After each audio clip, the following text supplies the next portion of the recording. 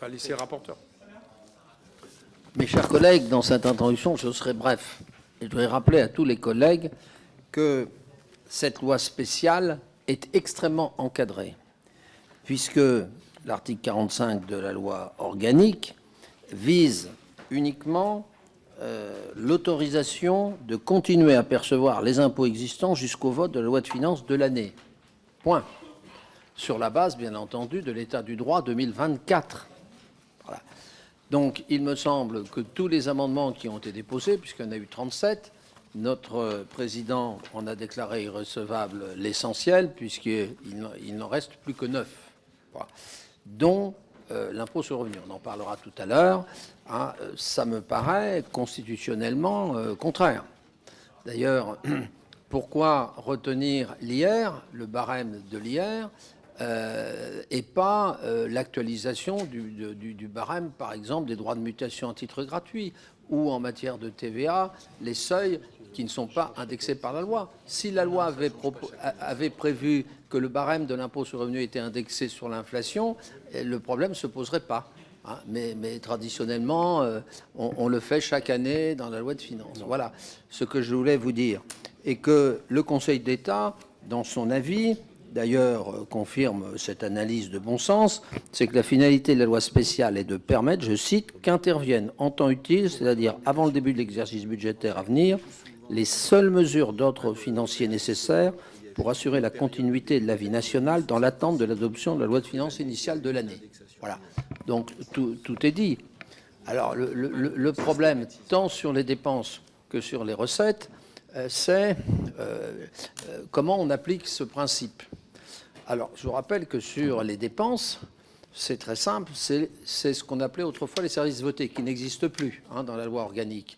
Donc, ça sera au gouvernement d'apprécier quels sont les plafonds. Le ministre nous a confirmé lors de l'audition hier que dans la limite des montants par programme, par mission et par programme, donc ils sortiront ça par décret, et que toutes les mesures nouvelles sont écartées. Les mesures nouvelles qui étaient prévues dans le projet de loi de finances pour 2025, elles sont écartées. Et que c'est à eux d'apprécier, dans la limite de ces plafonds 2024, jusqu'où on va, puisqu'on n'a plus la distinction mesures nouvelles, services votés. Bon, c'est uniquement les services votés.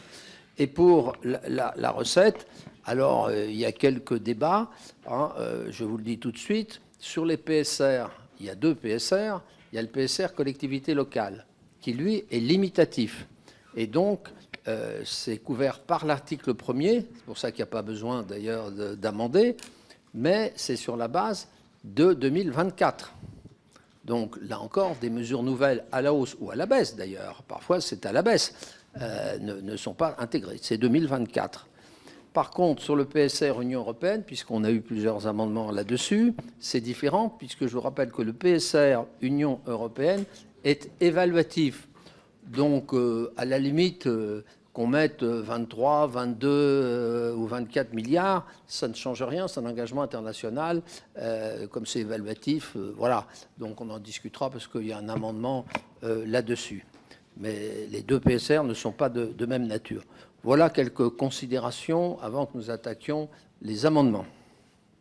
Bien, je vous réponds, je vais donner la parole, j'ai vu Jean-René Cadom, je réponds juste à deux choses. Il peut arriver qu'on ne soit pas en accord sur le rapporteur général, et notamment sur l'idée qu'il y aurait d'autres impôts qui, de manière systématique, en réalité, sont réévalués. Vous avez cité la DMTO, ce n'est pas le cas, ce n'est pas réévalué de manière systématique et pas chaque année, et pas plus que la TVA. Hier, il avait été question de la CVE, ce n'est pas non plus le cas.